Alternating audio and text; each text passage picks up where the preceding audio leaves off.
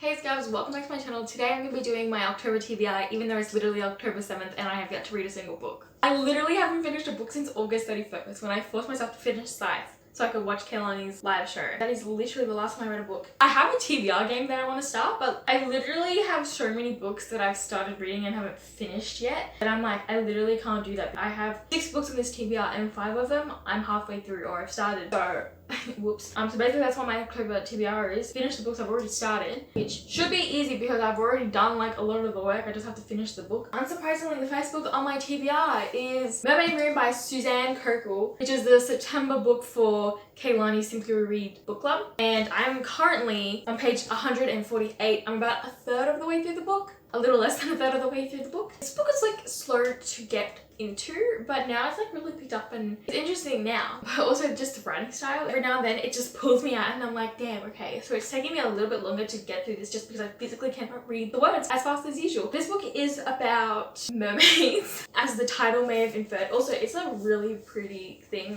Also, there is a dust jacket. It's just off because I am currently reading it. Yeah, so obviously I want to finish this soon so I can, you know, watch the live show back because I wasn't obviously watching it live. Also, I mean, I slept through it anyway, so if I had finished the book, I wouldn't have been watching it live because I was sleeping. This book is about this girl. Wait, what's her name? I'm pretty sure it's Sana, who is a half mermaid, half human, and she grew up as a mermaid. And in the mermaid world, basically like the women are in charge. You know, men have nothing in the mermaid world, but her mum is human, so she's basically going up to the land and she's trying to find her mother. So I'm pretty sure this is set in like Norway, like Scandinavia type of area. Also, I'm pretty sure this is supposed to be a historical setting. Obviously it's not specific, I'm just kind of like assuming. The next book is Such a Fun Age by Kylie Reid. Obviously everyone's talking about this over the summer and recommending it, and I did just buy it because obviously I'd already had a lot of people talk about it, and then obviously the reading rush did what the reading rush did, and I was like, okay, you know what, fuck it, I'm just gonna buy it and I'm gonna read it, because that was when I really heard everyone saying how good it was, and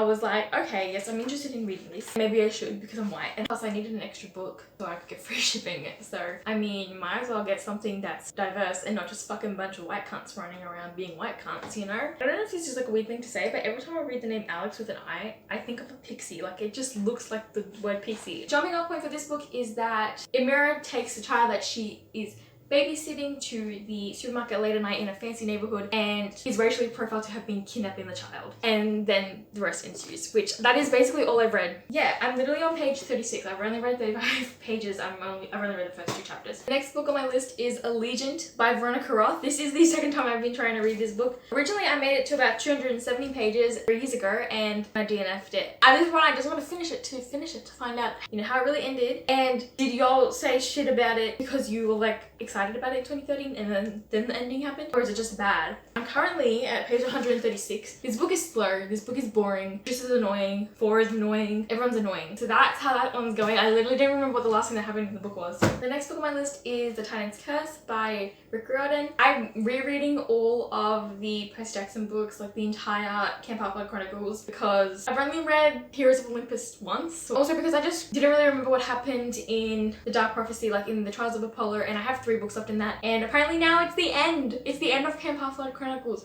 Like, that's sad. I do need to read these faster because if I get spoiled for the end of a 15-book series, I'm gonna be pissed. Like, I'm gonna be pissed. I read like most of this in like maybe 2 sittings. Also, I've been reading this since the reading rush, so like, fuck, that should say how long I've been reading this. This is the 3rd time I've read this book actually, and I don't think I've ever read this copy before. The next book on my TBR is Frankenstein by Mary Shelley. I'm not 100% sure if I am gonna read this one. I'm probably gonna read this one closer to the end of the month around Halloween, even though it's not really spooky season over here. It's just summer.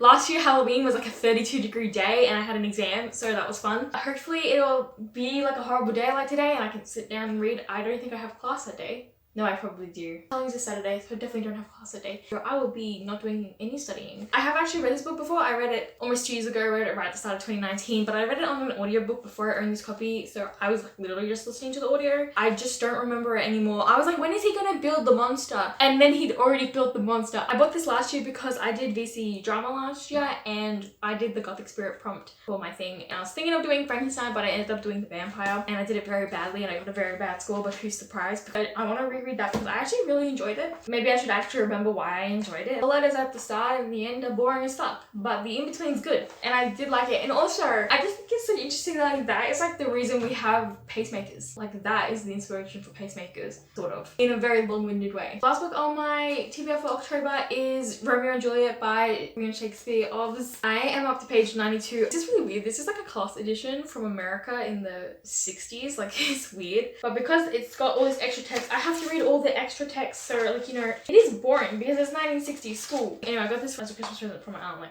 5 years ago, so maybe about the time I actually read it. But I love how I'm reading one Shakespeare book, so I went and I got 3 other Shakespeares. Like, I didn't have to do that. I already owned this and Macbeth. I haven't read a single one. Also, I hated studying Romeo and Juliet in school, maybe because I was just forced to and it was kind of boring. But also, what I appreciate about when we studied Shakespeare in school is that we didn't actually like focus on like, you know, I feel like when you learn Shakespeare at school, it's what I've heard from Americans is like so like hoity-toity posh, this advanced literature and stuff. And when we learned at school, it was pretty much just our class making jokes and we like learned about like, you know, how it's just about dick jokes and stuff. And when we did linguistics in year 11 and 12, a lot of what we focused on was Shakespeare as, you know, early modern English, because a lot of people say Shakespeare is old English, but it's not, it's early modern English. Which every time I see people say it's old English, it pisses me off. It's not old English. If it was old English, you wouldn't be able to read it. Beowulf is old English. It's early modern English. So we did watch a lot of videos and stuff about that, and they would always talk about like Shakespeare in Shakespeare's context, where it's like peasants entertainment, so it's like